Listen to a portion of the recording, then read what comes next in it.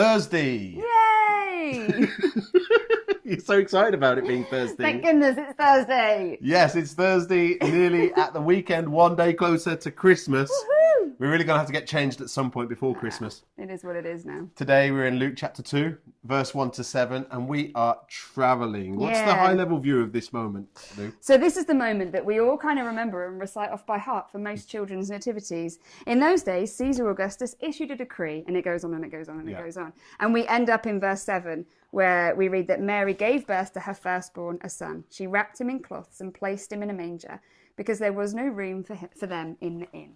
And it's kind of amazing, isn't it? Because they have to go back to Joseph's town, Bethlehem, which I guess wouldn't necessarily be a strategic step in the larger scope because Bethlehem wasn't overly impressive. But yet that's where they went. But actually it makes sense because when you look at Micah chapter 5, verse 2, one of the readings I think we had at the cow service, isn't it? The prophet says this, "But you, Bethlehem, Ephrathah, though you are small among the clans of Judah, out of you will come for me one who will be ruler over Israel, whose origins are from old, from ancient times." And so even that prophetic insight, which was years before the moment it actually happened, God sent a word because God knew that they were going to end up in Bethlehem. And so I think what's interesting in Luke chapter 2, it almost seems like man's doing, doesn't it? Yeah. It almost seems like this edict has gone out, this moment of registering where you're from, because obviously they're trying to make sense of where's this baby happening. So send everyone home to register so that they can get that kind of census done. But what's amazing, that even though that seems like that edict came from man, you can see how God's hand is behind it, driving that fulfillment of that prophetic word.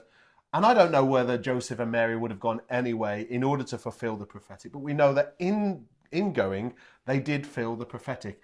So I just think sometimes, like, what may seem like an inconvenience to us can be this premeditated intent and purpose of God. And sometimes in my life, I think there have been detours and things that I haven't necessarily planned. And it's not until I look backwards, I can see God's goodness in it. So good. I don't know if you've got any thoughts on that, Lou. Yeah, I love that. I love that Micah passage, actually. I love the kind of the contrast that it plays with the actual birth of Jesus, that we see Jesus born into this kind of chaotic scene with hundreds of thousands, I don't even know, hundreds of people maybe bustling around this small little town, and there's literally no room anywhere, so they end up in this stable, they end up putting Jesus in a feeding trough, they end up with chaos and mess and muck, and it just feels like a lot of overwhelm.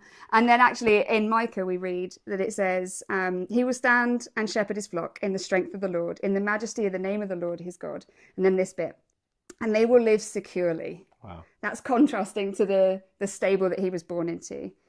For then his greatness will reach the ends of the earth. Again, greatness, so cool. Born into a stable. In Bethlehem? In Bethlehem, it says, and he will be their peace. The very thing that this stable lacked, he became for the whole world. He was that stable peace. Oh, nice. You preached on Sunday. Preached. You can check it now on all podcast platforms and on YouTube too. Well done. But I love this story so much. I'm really excited by the Christmas story this year. I think the Holy Spirit's at work in our life, in our church. And I think he's really wanting us to reconnect to this moment because it's profound for our lives now. Absolutely. He can be your stable peace. Maybe you need that today. Maybe your world feels a bit more like the stable. Lots of chaos, lots of mess, lots of comings and goings and noise. And actually, Jesus wants to bring you that stable peace today. Come on. See you tomorrow.